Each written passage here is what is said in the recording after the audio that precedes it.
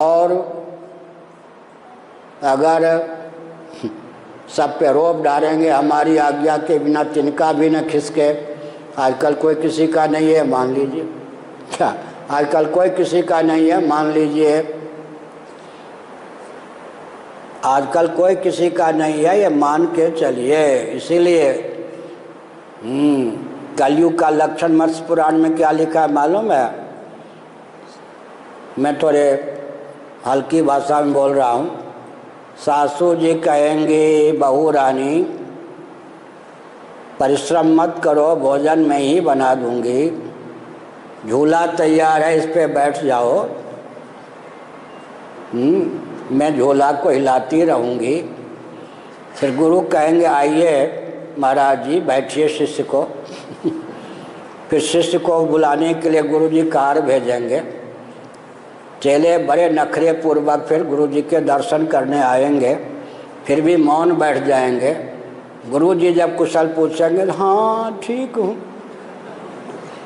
इसका मतलब क्या है? ये कलयुग का लक्षण लिखा है कहाँ? मत्स्य पुराण में, समझ गए? बेटे से कहना पड़ेगा, डार्विन की थ्योरी के अनुसार हमारी आयु तुमसे ज़्यादा है तो हमारी बुद्धि भी तुमसे कम है। आयु ज़्यादा है इसलिए बुद्धि कम है। तुम तो आजकल मोबाइल युग के व्यक्ति हो भाई, तुम्हारी बुद्धि बहुत बढ़िया।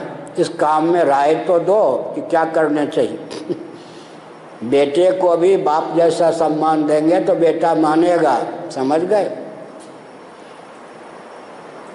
जिन सिद्धों के बीच में हम हिमालय में रहे, कोई ईंट फेंक देते थे ढेला, कोई गाली देते थे, कोई कमर में रस्सी बांध के घसीटते थे। मेरे साथ वो व्यवहार नहीं हुआ लेकिन मैंने देखा है।